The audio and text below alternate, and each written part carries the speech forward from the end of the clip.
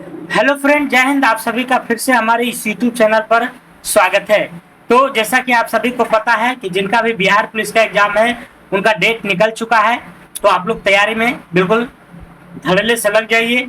और मैं GK GS academy के द्वारा जो ज्ञान बिंदु सर के द्वारा ये बिहार पुलिस का प्रैक्टिस सेट चलाया जा रहा है उसको मैं आप सभी के लिए यूट्यूब पर लेकर के आया हूँ, और वो भी धाकर डिस्कशन के साथ।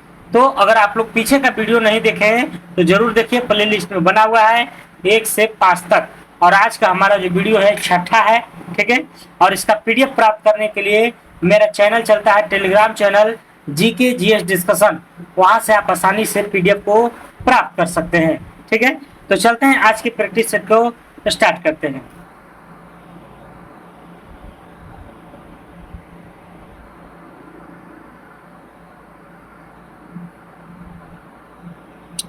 पहला क्वेश्चन कह रहा है, निम्न में से कौन सा ब्राह्मण ग्रंथ सामवेद से संबंधित है? कौन सा ब्राह्मण ग्रंथ सामवेद से संबंधित है? तो सबसे पहले अगर वेद की बात की जाए तो वेद 4 हैं। वेद 4 हैं, यजुर्वेद, ऋग्वेद, यजुर्वेद, सामवेद और अथर्ववेद। इसी चारों वेदों को पढ़ने और समझने के लिए ब्राह्मण ग्रंथ की रचना की गई है। किस ग्रंथ की? ब्राह्मण ग्रंथ की रचना की गई है। तो इसमें से पूछ रहा है कि सामवेद के लिए कौन सी ब्राह्मण ग्रंथ की रचना किया गया है, ठीक है। तो सामवेद के लिए आपको पंचविश क्या किया गया है? पंचविश। अगर बात किया जाए ऋग्वेद के लिए तो ऋग्वेद के लिए जो ब्राह्मण ग्रंथ है वह है ऐतरेय और कौस्तुकी। ऐतरेय और कौस्तुकी है। यजुर्वेद के लिए आपको शतपथ और तैतरेयी है। शतपथ और तैतरेयी है। अगर सामवेद की बात करें तो पंचविश और षडनिश है। और अथर्ववेद के लिए है आपको गोफथ, है ना। तो इन चारों वेदों के लिए अलग अलग जो है ब्राह्मण ग्रंथ का जो है रचना की गई है, जिससे कि वेदों को, भाषा को, है ना, उसके जो भी लिखा हुआ है उसकी भाषा को समझने के लिए यह किया गया है, ठीक है। तो इसका आंसर क्या होगा? पंचविश। क्या होगा? पंचविश। अगर आप लोग कॉपी और पेन लेकर के नोट कीजिएगा तो और ज्यादा जो है आपको बेनिफिट पहुंचाएगा। करा सूतका गेंडर की खोज किसने किया था? सूतका गेंडर। सूतका गेंडर की अगर बात करें तो ये हड़प्पा का एक स्थल है। हड़प्पा का एक स्थल है। हड़प्पा को देखा जाए तो इसको जो है 4 स्थल में विस्तारित किया गया है। जैसे उत्तर में मांदा, दक्षिण में दैमाबाद, उत्तर में मांदा, दक्षिण में दैमाबाद, पूर्वी में आलमगीरपुर और पश्चिमी में सूतका गेंडर। पूर्वी में आलमगीरपुर और पश्चिमी में सूतका गेंडर। तो इस तरह से, है ना, इन चारों स्थलों का जो है डिवाइड किया गया है हड़प्पा के स्थल को। तो उसी में से पूछा गया है इसके बारे में, तो सूतका गेंडर के बारे में। सूतका गेंडर कि सूतका गेंडर की खोज किसने किया है? तो ओरेल अस्टाइन ने। किसने किया है? ओरेल अस्टाइन ने। किसने? ओरेल अस्टाइन ने, ठीक है।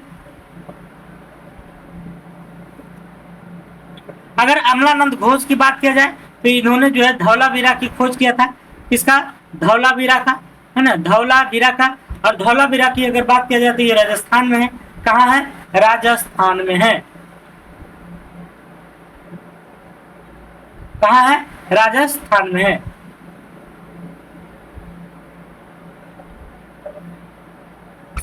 कालीबंगन की अगर बात करें, है ना, कालीबंगन, तो कालीबंगन का हो गया अमलानंद घोष। और ओरेल अस्टाइन किसका है? तो सूतका गेंडर का है। फजल अहमद की अगर बात किया जाए तो कोट दीजी की खोज करता है। कोट दीजी। 23। तो 3 नंबर क्वेश्चन क्या कर रहा है कि 23वें जड़ तीर्थंकर पार्श्वनाथ का प्रतीक चिन्ह क्या है? तो जैन तीर्थंकर की अगर बात किया जाए तो टोटल जो है इसमें 24 तीर्थंकर हुए थे। कितने हुए थे? 24। 24 में से अगर बात किया जाए तो 24 में कौन थे? तो महावीर स्वामी थे। महावीर स्वामी थे। और अगर प्रथम पूछे तो प्रथम थे ऋषभ देव। प्रथम कौन थे? ऋषभ देव थे। तो यहाँ पूछा जा रहा है कि 23वें तीर्थंकर पार्श्वनाथ का प्रतीक चिन्ह क्या है? तो प्रतीक चिन्ह की अगर बात किया जाए तो क्या है? सर्प है। क्या है? सर्प। क्या है? सर्प। क्या है? सर्प, ठीक है। तो अगर पार्श्वनाथ की बात करें तो ये जो है काशी के इक्ष्वाकु वंश के राजा, काशी के इक्ष्वाकु वंश के राजा, है ना, अश्वसेन के पुत्र थे। अश्वसेन के पुत्र थे कौन? तो पार्श्वनाथ। अगला अगर बात किया जाए सिंह की, तो सिंह जो प्रतीक चिन्ह है यह महावीर स्वामी का था। किसका था? महावीर स्वामी का जो प्रतीक चिन्ह था सिंह था। क्या था? सिंह था। और घोड़ा की अगर बात किया जाए, किसका? घोड़ा का, तो घोड़ा जो है तीसरा तीर्थंकर जो थे संभवनाथ, तीसरा तीर्थंकर कौन थे? संभवनाथ, उनका जो है प्रतीक चिन्ह क्या था? तो घोड़ा था। क्या था? घोड़ा। अगला क्वेश्चन, बहमनी वंश का राजभाषा क्या था? बहमनी वंश की राजभाषा क्या था? तो अगर सल्तनत काल आप लोग पढ़े होंगे तो मोहम्मद बिन तुगलक, है ना, मोहम्मद बिन तुगलक के शासनकाल में बहमनी वंश के स्थापना हुआ था कर्नाटक के क्षेत्रों में। किसके क्षेत्रों में? कर्नाटक के क्षेत्रों में बहमनी वंश का स्थापना हुआ था। सॉरी, कर्नाटक नहीं, महाराष्ट्र में, है ना। कहाँ हुआ था? महाराष्ट्र में जो है बहमनी वंश की स्थापना माना जाता है। तो अगर कब पूछे कि बहमनी वंश की स्थापना कब हुआ था, तो 1347 ईस्वी में। कब हुआ था? 1347 ईस्वी में मोहम्मद बिन तुगलक के शासन काल में। अगर इसकी राजधानी की बात किया जाए, बहमनी राज्य की राजधानी कहाँ थी? तो गुलबर्गा थी। बहुत ज्यादा पूछता है, बहमनी साम्राज्य की जो राजधानी थी कहाँ थी? गुलबर्गा थी। कहाँ थी? गुलबर्गा। अगला क्वेश्चन,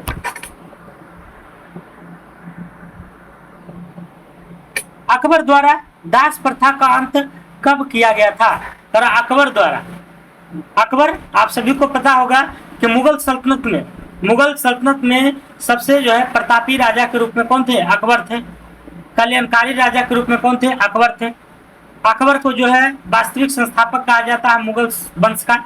तो अकबर द्वारा दास प्रथा का अंत कब किया गया था?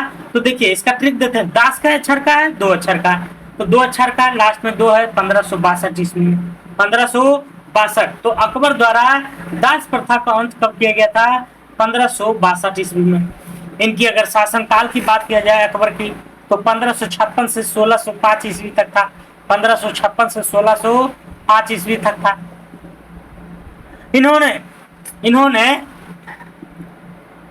1582 ईस्वी में, 1582 ईस्वी की अगर बात किया जाए तो दीन इलाही नामक एक धर्म चलाए थे अकबर ने।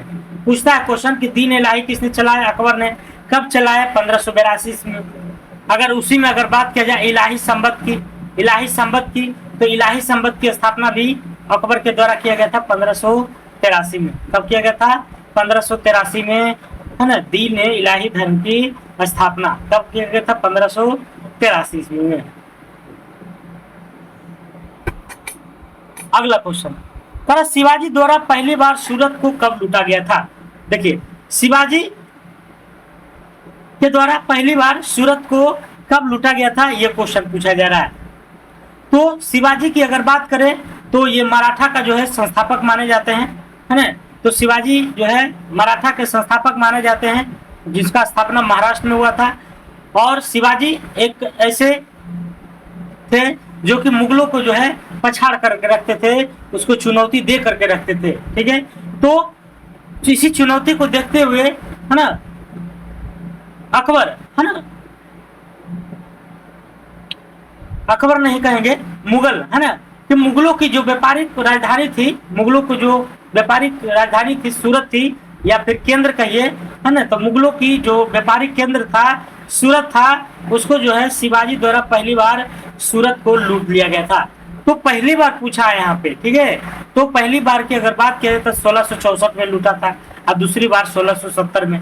तो 2 बार टोटल बार लूटा है, पहला 1664 में, दूसरा 1670 ईस्वी में। पहला 1664 में, दूसरा 1670 ईस्वी में शिवाजी ने, है ना, किसको जीता था? तो सूरत को। सूरत क्या था उसमें? तो मुगलों का व्यापारिक केंद्र था। बहादुर शाह को किस उपनाम से जाना जाता है? बहादुर शाह, है ना, बहादुर शाह को किस उपनाम से जानते हैं? तो शाह बेखबर, शाह बेखबर। बहादुर शाह को किस नाम से? शाह बेखबर, शाह बेखबर।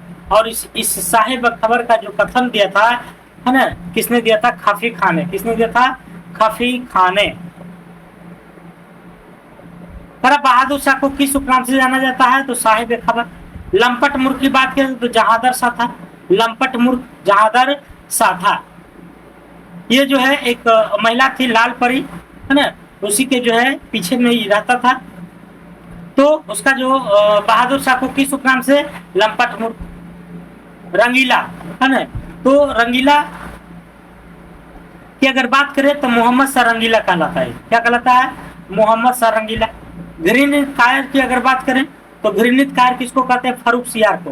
किसको कहते हैं, फर्रुख सियार को घृणित कायर के नाम से जाना जाता है। अगला क्वेश्चन, किस पुर्तगाली वायसराय ने 1510 ईस्वी में यूसुफ आदिल शाह से गोवा को जीत लिया था। अब बात आ गया पुर्तगाली, तो पुर्तगाली हमारा भारत में 1498 ईस्वी में आया था। कब आया था, 1498 में। कॉपी में नोट करते जाइए, 1498 में पुर्तगाली भारत आया था। भारत आया था तो वहां का जो है शासन प्रशासन चलाने के लिए, है ना, वहां से गवर्नर जनरल वायसराय को भेजा। किसको भेजा, वायसराय। और ये जो वायसराय है फ्रांसिस्को डी अल्मीड़ा, फ्रांसिस्को डी अल्मीड़ा जो है ये आया 1505 से 1509 तक रहा। क्या रहा, 1505 से 1509 तक रहा। और इन्होंने क्या किया, इनकी सबसे बड़ी जो उपलब्धि थी, हिंद महासागर पर कब्जा कर लिए थे। मतलब इनका जो है उस पर अधिपत्य था, अधिकार था, ठीक है। और उसी अधिकार को जताते हुए इन्होंने जो है एक पॉलिसी लाया था जिसका नाम है blue water policy. Blue water policy, blue water policy में क्या होता था कि जो भी दूसरे देश के लोग हिंद महासागर से व्यापार करते थे तो उस पर वह टैक्स लेता था। क्या लेता था, टैक्स लेता था। कौन, तो फ्रांसिस्को डी अल्मेड़ा, फ्रांसिस्को डी अल्मेड़ा, ठीक है। और दूसरा है अल्फांसो दी अल्बुकर्क, तो ये 1509 ईस्वी में आए थे और 15 तक रहे। और इनकी शासनकाल में जो महान उपलब्धियां है ना, गोवा को जीतना है। क्या है, गोवा को जीतना है यूसुफ आदिल शाह से। तो यूसुफ आदिल शाह से इन्होंने क्या किया, उनसे जीत लिया, ठीक है। तो इसका जो आंसर हो जाएगा आपको, गोवा को किसने जीता था, तो अल्बुकर्क ने। किसने जीता था, अल्बुकर्क। अगला है असत मिलान का चयन करें। डच ईस्ट इंडिया कंपनी 1602 बिल्कुल सही है। डेनिश ईस्ट इंडिया 1616 ये भी सही है। फ्रांसीसी ईस्ट इंडिया 1646 नहीं होगा, ठीक है। फ्रांसीसी ईस्ट इंडिया कंपनी की अगर बात किया जाए तो 1664 है ना, 1664 था। और स्वीडिश ईस्ट इंडिया कंपनी की स्थापना 1731 में हुआ था, जो बिल्कुल क्या है, सही है। काल कोठरी की त्रासदी नामक घटना कब हुई थी, तो ये हुआ था 20 जून, है ना। कब हुआ था, 20 जून 1756 ईस्वी को, 20 जून 1756 ईस्वी को।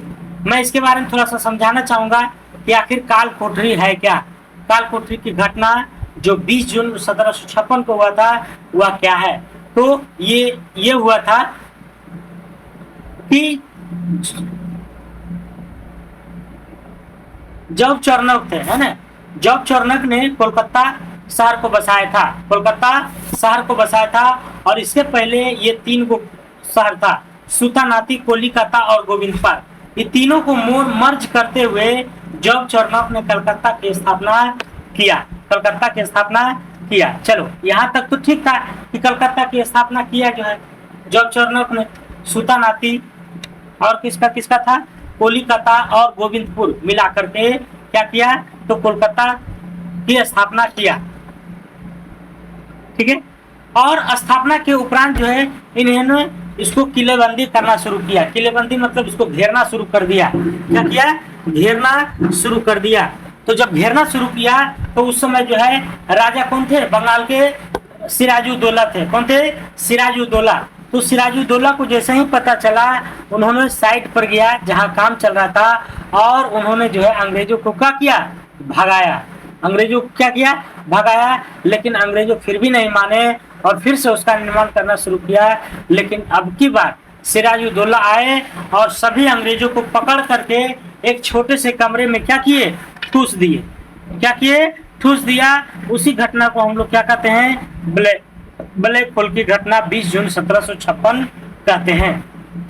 इस घटना का जो विवरण दिया था एक हालवेल था, उन्होंने वो बच गया था, तो वो हालवेल था। क्या था? हालवेल। ठीक है, आगे चलते हैं। जलियांवाला बाग हत्याकांड में किस भारतीय ने जनरल डायर की सहयोग किया था? हंसराज ने। किसने किया था? हंसराज ने। गांधी जी ने अपने कुल कितने समर्थकों के साथ दांडी यात्रा शुरू किया था? तो अगर गांधी जी मिला दीजिएगा तो 79 हो जाएंगे। ऐसे तो 78 ही था, लेकिन 78 और 79 जब ऑप्शन आएगा तो उसमें अपना दिमाग लगाना है। अगला क्वेश्चन, किसने नारा दिया था प्रतिनिधित्व नहीं तो कर नहीं? ये दिया था सैमुअल एडम्स। किसने दिया था? सैमुअल एडम्स ने। प्रतिनिधित्व नहीं तो कर नहीं।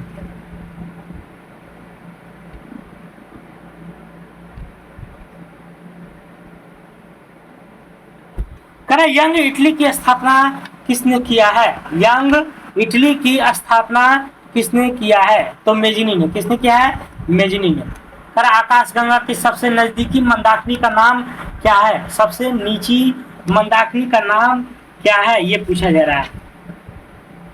तो देवयानी है। क्या है? देवयानी। आकाशगंगा की सबसे नजदीकी मंदाकिनी का नाम क्या है? देवयानी। कह किस देश से होकर मकर रेखा नहीं गुजरती है?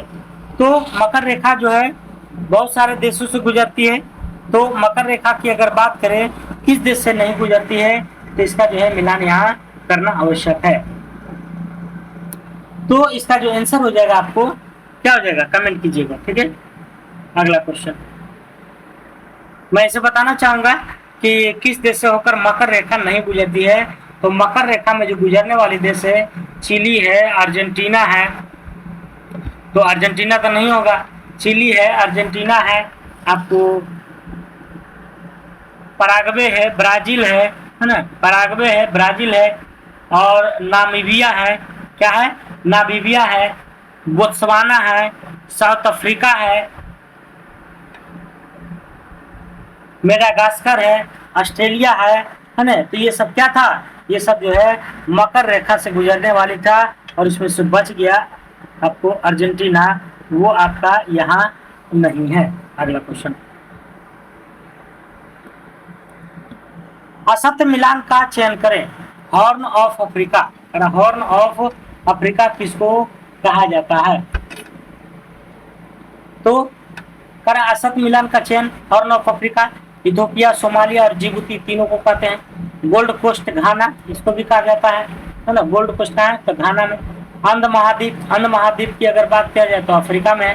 अंध महाद्वीप कहाँ है? अफ्रीका में है। लेकिन बनों का देश जो है आपको नाइजीरिया में बिल्कुल नहीं है। बनों का देश कहाँ है? तो ये आपको जो है अगला क्वेश्चन, संकोच नदी किस दो राज्यों के बीच सीमा बनाती है? संकोच नदी तो ये बनाती है आपको असम और अरुणाचल प्रदेश से। असम और अरुणाचल प्रदेश। लघु हिमालय श्रेणी में स्थित अल्पाइन चारागाह को किस राज्य में बुग्याल या प्यार के नाम से जाना जाता है? तो इसका जो है जाना जाता है उत्तराखंड में। कहाँ? उत्तराखंड में। अंडमान निकोबार द्वीप समूह की राजधानी पोर्ट ब्लेयर किसमें स्थित है? अंडमान निकोबार द्वीप समूह की राजधानी पोर्ट ब्लेयर कहाँ स्थित है? तो इसका अगर स्थिति देखा जाए तो दक्षिण अंडमान में है। क्या है? दक्षिणी अंडमान में। क्या है? दक्षिणी अंडमान में। अगला क्वेश्चन, निम्न में से कौन सा कथन काली मिट्टी के लिए सत्य है? तो कह रहा है इस काली रंग का टिटेनी फेरस मैग्नेटाइट एवं जीवाश्म के कारण होता है। तो ये बिल्कुल क्या है? सही है ना। कह रहा है इसे काली कपासी या रेगुर मिट्टी भी सही है। इसका निर्माण बेसाल्ट चट्टानों के टूटने फूटने से बनता है, ये भी सही है।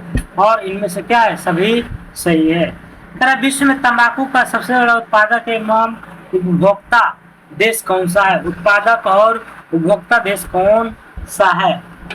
तो ये आपका चाइना। कौन है? चाइना। क्या हो जाएगा? चाइना हो जाएगा। अगर भारतीय स्तर पर देखा जाए तो हमारा जो राज्य है आंध्र प्रदेश, वो जो है तंबाकू का सबसे बड़ा उत्पादक राज्यों में से एक है। लेकिन देश पूछे तो चाइना है। अगर तंबाकू की बात किया जाए तो तंबाकू का जो उत्पादन हुआ है ये कहाँ से शुरू हुई है? तो इसको पुर्तगाली ने लाया था। किसने लाया था? पुर्तगाली ने लाया था। अगर बात किया जाए तंबाकू अनुसंधान संस्थान की, तो तंबाकू अनुसंधान संस्थान कहाँ है? तो तंबाकू अनुसंधान संस्थान कहाँ है? ये है आपको राजमुंद्री, आंध्र प्रदेश के राजमुंद्री में, आंध्र प्रदेश के राजमुंद्री में। जियोलॉजिकल सर्वे ऑफ इंडिया का मुख्यालय कहाँ अवस्थित है? तो ये तो कलकत्ता में। भारत के निम्न प्रमुख एल्युमिनियम कंपनी में से किसका स्थान कनाडा के सहयोग से हुआ है? तो कनाडा के सहयोग से इंडाल्को INDALC, इंडाल्को की सहायता से।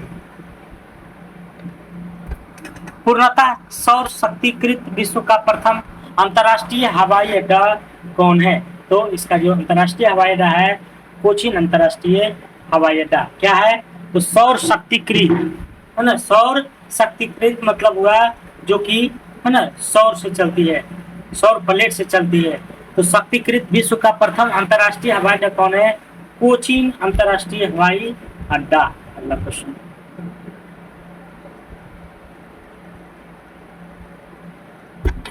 भारतीय संविधान के अंतर्गत कौन सा मूल कर्तव्य नहीं है? कौन सा मूल कर्तव्य आपको नहीं है ये बताना है। तो ये नंबर तो नहीं है। लोक चुनाव में मतदान करना, वैज्ञानिक प्रवृत्ति विकसित करना ये है, सार्वजनिक संपत्ति का तुलना करना ये भी है, संविधान के प्रति निष्ठावान रहना और उसके आदर्शों का सम्मान करना ये भी है ना। लेकिन लोक चुनाव में मतदान करना ये गलत है। अगला क्वेश्चन, भारतीय नागरिकता अधिनियम 1955 आया था और उसी चल रहा है। ईस्वी के अनुसार नागरिकता किस आधार पर प्राप्त की जा सकती है? तो नागरिकता की बात करें तो टोटल 5 बिंदुओं से भारत की नागरिकता को प्राप्त किया जाता है। ठीक है, तो पहला है वंश परंपरा, ये तो है, देशीयकरण के द्वारा, वंशीकरण के द्वारा, भूमि विस्तार के द्वारा, है ना। तो ये सभी कारण जो है, और पांचवा क्या है? जन्म के आधार पर। पांचवा जन्म के आधार पर ये सभी भारतीय नागरिकता अधिनियम 1955 ईस्वी के अनुसार नागरिकता है ना लेने के लिए अधिकृत है, जो इस पांचों नियम को फॉलो करता है। अर्थात इसका जो आंसर हो जाएगा आपका क्या हो जाएगा? तो 1, 2, 3 और 4। निम्नलिखित में से किसने नीति निर्देशक सिद्धांतों को बैंक की सुविधा अनुसार दिनांकित चेक कहा है? तो चेक कहा था केटी शाह ने। किसने कहा था? केटी शाह ने। अगला क्वेश्चन है 30 नंबर। किसका मिलान गलत है? क्या राज्यपाल का कार्यकाल अनुच्छेद 156 के तहत होता है? बिल्कुल सही बात है। राज्यपाल का जो कार्यकाल होता है पद की शपथ से पूरे 5 साल होता है, लेकिन यह राष्ट्रपति के इच्छा के अनुसार भी रह सकता है। तो ये अनुच्छेद 156 में है। राज्यपाल विधानमंडल का अभिन्न अंग है। क्या राज्यपाल विधानमंडल का अभिन्न अंग होता है? तो ये भी क्या है? अनुच्छेद 164 के तहत नहीं। अभिन्न अंग तो होता है, लेकिन वह 164 नहीं बल्कि 168 से। किससे? 168 से। राज्यपाल, तो ये क्या हो गया? असत्य हो गया। राज्यपाल का शपथ अनुच्छेद 160 में है, तो राज्यपाल का जो शपथ है 160 में नहीं बल्कि 154 में। ठीक है, तो इस तरह से आपका ये हो गया। राज्यपाल की क्षमादान की शक्ति अनुच्छेद 161 में है, तो ये बिल्कुल क्या है? सही है। अर्थात इसका जो आंसर गलत आंसर है आपको बी और सी है। ठीक है, तो नीचे जो दिया गया है ऑप्शन आंसर इसका, उसमें 1-2 मिस्टेक रहता है, तो आप लोग जो हम बोल रहे हैं उसे सुधार कीजिएगा। अगला क्वेश्चन, कौन सी विधेयक बजट सत्र में विनियोग विधेयक के साथ साथ पारित किया जाता है? तो ये आपको वित्त विधेयक। कौन सा है? वित्त विधेयक। निम्नलिखित में से किसके सिफारिश पर मुख्य चुनाव आयोग को वरीयता क्रम सूची में शामिल किया गया है? तो ये आपको श्री सेशन को 84वें संविधान संशोधन अधिनियम द्वारा लोकसभा एवं विधानसभा की सीटों की संख्या कब तक यथावत रखने का प्रावधान किया गया है? तो 2026 तक, है ना। ये सब क्वेश्चन बहुत इंपॉर्टेंट है। तो 2026 तक है। कब तक है? 2026 तक। अगर बात किया जाए 42वां संविधान संशोधन 1976 के द्वारा, 42वां संविधान संशोधन 1976 के बारे में, तो इसके अनुसार इसके अनुसार जो है इसको शिथिल किया गया था 2001 तक, कि 2001 तक जो है कोई भी सीट में चेंज नहीं होगा। लेकिन फिर से 2001 में जो संशोधन किया गया, और वो संशोधन था आपका 84वां संविधान संशोधन। क्या था? 84वां संविधान संशोधन 2001 ही में हुआ था, और इसी के तहत 2026 तक न लोकसभा विधानसभा सीटों में, है ना, इंक्रीज या डिक्रीज नहीं कर सकते हैं। अगला क्वेश्चन करो। 84वां संविधान संशोधन अधिनियम द्वारा लोकसभा विधानसभा को सीटों की संख्या, ये तो हो ही गया 226। करो राज्यसभा के शपथ प्रथम उपसभापति कौन थे? है ना, राज्यसभा के प्रथम, एक तो सभापति होते हैं, सभापति जो उपराष्ट्रपति रहते हैं वही रहते हैं, लेकिन उपसभापति कौन थे? तो उपसभापति की बात करें तो कौन था? गुरुदयाल सिंह ढिल्लों। गुरुदयाल सिंह ढिल्लों राज्यसभा के प्रथम सभापति, गुरुदयाल सिंह ढिल्लों। गणेश वासुदेव मावलंकर की अगर बात किया जाए तो ये क्या था? प्रथम अध्यक्ष थे, प्रथम लोकसभा के अध्यक्ष थे गणेश वासुदेव मावलंकर। और इसी में अगर उपाध्यक्ष पूछे तो अनंत सैनम अयंगर थे। कौन थे? अनंत सैनम अयंगर थे। अगला क्वेश्चन, सूची एक को सूची दो से मिलान कीजिए और सही उत्तर का चयन कीजिए। क्षमादान, क्षमादान के मतलब क्या होता है? तो क्षमादान के मतलब होता है आपको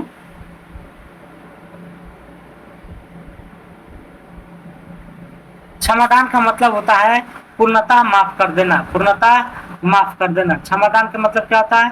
पूर्णतः माफ करना। परिहार, परिहार किसको कहते हैं?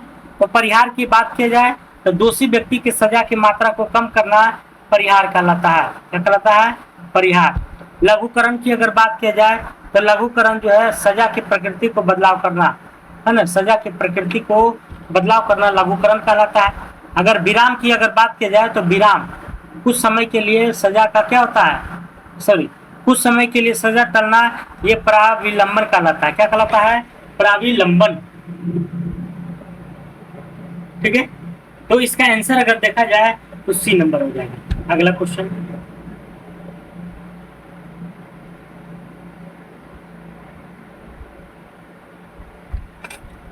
निम्न में से कौन प्रथम श्रेणी के उपभोक्ता है? तो प्रथम श्रेणी के उपभोक्ता जो शाकाहारी होते हैं, जो क्या होते हैं? शाकाहारी होते हैं। तो कर उपभोक्ता है प्रथम श्रेणी के, तो प्रथम श्रेणी की इसमें क्या हो जाएगा? बाघ। प्रथम श्रेणी, तो कंफ्यूजन लग रहा है थोड़ा सा, आप लोग देख लीजिएगा। कर किसी जल निकाय में घनत्व प्रवणता को कौन दर्शाता है? तो जल निकाय में जो घनत्व की जो प्रवणता होती है वह क्या होती है? तो क्या होती है? ये होती है आपको पिक्नोक्लाइन। क्या कहलाता है? पिक्नोक्लाइन। कह किसी जल निकाय में घनत्व प्रबलता को कौन दर्शाता है? पिक्नोक्लाइन। निम्न में से कौन सा आर्द्र भूमि मिजोरम राज्य में है? कह कौन सा आर्द्र भूमि जो है मिजोरम राज्य में है? तो ये है आपको पाला आर्द्र भूमि। कौन है? पाला आर्द्र भूमि। पाला आर्द्र भूमि। आर्द्र भूमि अगर दिवस की बात किया जाए तो 2 फरवरी को मनाते हैं, 2 फरवरी को। वृक्ष एवं झाड़ियों का अध्ययन क्या कहलाता है? वृक्ष एवं झाड़ी का जो अध्ययन है वह क्या कहलाता है? तो क्या कहलाता है? ये आपको डेंड्रोलॉजी। क्या कहलाता है? डेंड्रोलॉजी। अगला क्वेश्चन, सूक्ष्म नलिकाओं के समूह सिस्टर्नी कोशिका के अंगक में पाया जाता है। किसके? है ना, तो सूक्ष्म नलिकाओं के समूह सिस्टर्नी कोशिका के किस अंग में पाया जाता है? तो इसका जो उत्तर हो जाएगा आपको डेंड्रोलॉजी। क्या होगा? डेंड्रोलॉजी। सूक्ष्म नलिकाओं के समूह सिस्टर्नी कोशिका के अंगक में पाया जाता है। तो कौन पाया जाता है? ये आपका गोल्जी काय। क्या है? गोल्जी काय। अगला क्वेश्चन, करा तेल का एक बैरल किसके बराबर होता है? 159 लीटर का, 159 लीटर का एक बैरल के बराबर होता है, जबकि एक गैलन अगर लगा दे तो मात्र 4 लीटर होता है। कितना लीटर होता है? 4 लीटर। करा सही सुमेलित कीजिए 42 नंबर में। हाइटोमीटर, बैरोमीटर, हाइग्रोमीटर, अल्टीमीटर। तो हाइटोमीटर की अगर बात की जाए तो हाइटोमीटर जो है आपका हो जाएगा समुद्र की गहराई, समुद्र की गहराई हो जाएगा, समुद्र की गहराई। अगर बैरोमीटर की अगर बात की जाए तो बैरोमीटर क्या करता है? वायुमंडलीय दाब को मापता है, वायुमंडलीय दाब को। हाइग्रोमीटर वायुमंडलीय आर्द्रता को, जबकि अल्टीमीटर क्या मापता है? ऊंचाई। अल्टीमीटर ऊंचाई को, ये सभी जो है इनका है। अगला क्वेश्चन, सही सुमेलित कीजिए। सही सुमेलित करना है कि हाइटोमीटर, बैरोमीटर, हाइग्रोमीटर, अल्टीमीटर। तो वायुमंडलीय जो दबाव होता है वह क्या होता है? तो आपको वायुमंडलीय जो दबाव आता है क्या कहलाता है? उसे कहते हैं। कर सही सुमेलित कीजिए। सॉरी, 42 का जो आंसर हो जाएगा आपका बी नंबर, 4 1 2 3, 4 1 2 और 3, 4 1 2 और 3। करण लोलक की काल अवधि किस पर डिपेंड करता है? तो उसके लंबाई पर, उसकी लंबाई पर, उसकी लंबाई पर करता है। ठीक है,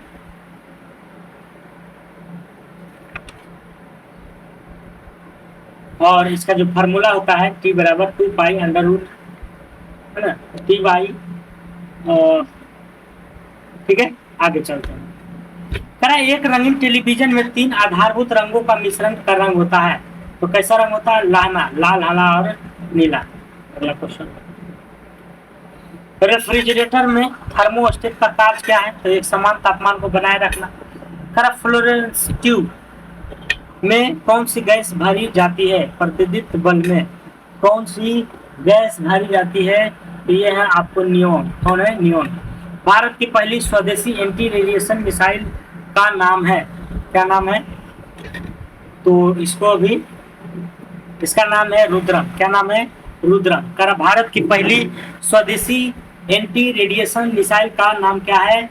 रुद्रम। अगला क्वेश्चन, एक तत्व में इलेक्ट्रॉन और न्यूट्रॉन की संख्या क्रमशः 18 और 20 है, तो इस तत्व की प्रोटॉन की संख्या कितनी होगी? वो भी आपको याद करनी, टोटल 22। प्लास्टर ऑफ पेरिस रासायनिक नाम है। प्लास्टर ऑफ पेरिस जो रासायनिक नाम है वह क्या है? तो कैल्शियम कार्बोनेट है। कब है? Calcium carbonate, calcium carbonate. अगला क्वेश्चन, वायुयानों के टायरों में भरने में कौन सा गैस का प्रयोग किया जाता है? न्यूट्रॉन। किसका प्रयोग करते हैं? तो अगला क्वेश्चन, सूची एक को सूची 2 से मिलाइए। भाग 1, अचार, खट्टा दूध, सेब, शीतल पेय, सोडा वाटर। इसमें क्या पाया जाता है? ये पूछा जा रहा है। तो इसमें यह पूछा जा रहा है अचार। तो अचार की अगर बात करें तो एसिटिक एसिड होता है, अचार में एसिटिक एसिड होता है। खट्टा दूध की अगर बात करें, खट्टा दूध की, खट्टा दूध की अगर बात करें तो लैक्टोबैसिलस, है ना, लैक्टिक एसिड से। और सेब की अगर बात की जाए तो मैलिक एसिड से। और शीतल पेय और सोडा वाटर आपको हो जाएगा कार्बनिक एसिड। अगला क्वेश्चन, माचिस बनाने में निम्न से किस वस्तुओं में से किसका प्रयोग किया जाता है? माचिस बनाने में, तो माचिस की अगर बात की जाए तो माचिस बनाने में आपका जो है फॉस्फेरस, है ना। माचिस बनाने में निम्न में से मुख्य वस्तुओं में से, विषय में, वस्तुओं में से किसका उपयोग किया जाता है? तो सल्फर का। किसका? सल्फर का। मंडल ने अपनी विचार प्रतिष्ठित वंशानुगत नियमों को प्रतिपादित करने में किस जीवधारी का उपयोग किया गया था? तो यह जो है किस जीवधारी का, किसका प्रयोग किया गया था? ये गार्डन पी मटर का। किसका? गार्डन पी मटर। अगला क्वेश्चन, मनुष्य के जीवन काल में कितने दांत 2 बार विकसित होते हैं। कारण मनुष्य के जीवन काल में कितने दांत 2 बार विकसित होते हैं? तो 2 बार विकसित होने वाला कौन है? ये आपको 20 हुए। कई को है? 20 हुए। 20। कार्बन मोनोऑक्साइड विषाक्तता निम्नलिखित में से कौन किसको मुख्यतः प्रभावित करती है? तो ये जो प्रभावित करती है वो कौन है?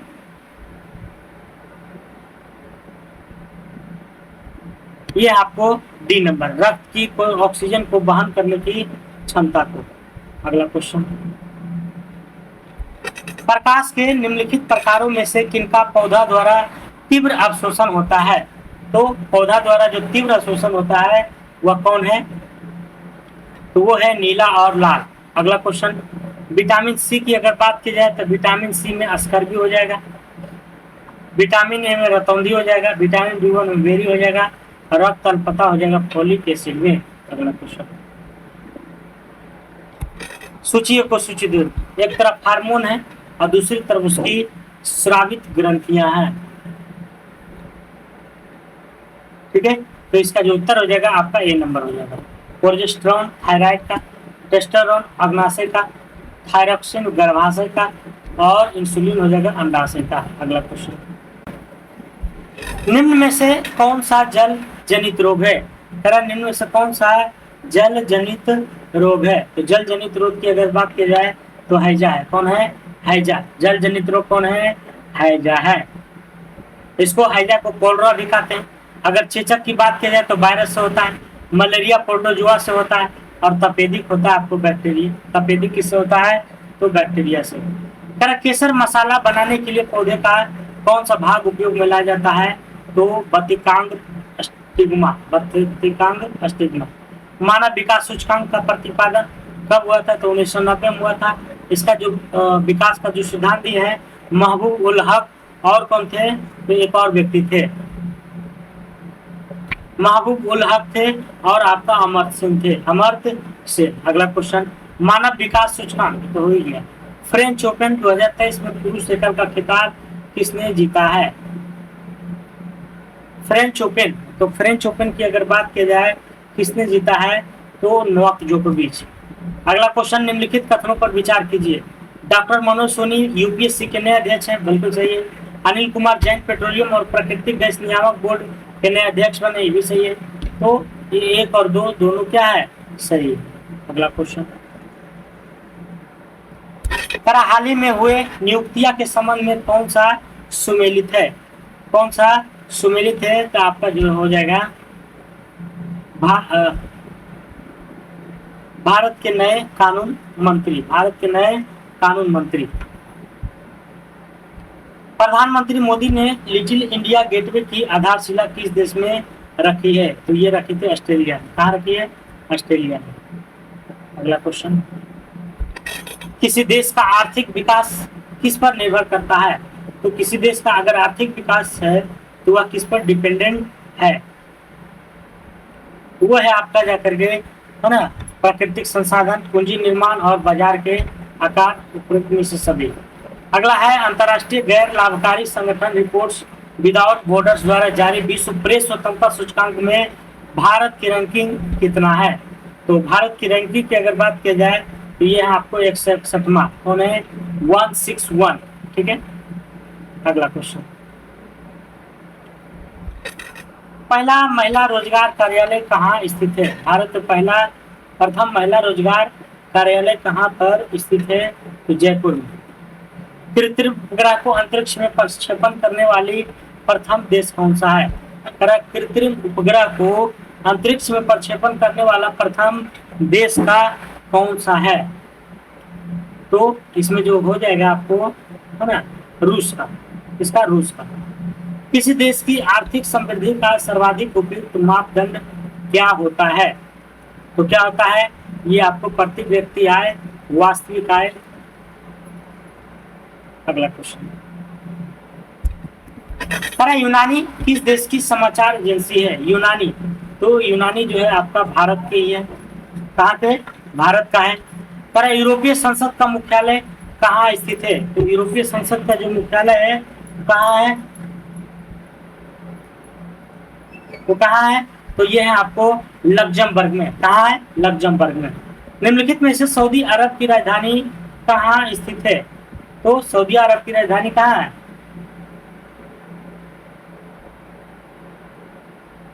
ये है आपको रियाद। कहाँ है? रियाद में। डायट जापान का हो जाएगा। विश्व में सर्वाधिक वर्षा मासिन का मेघालय।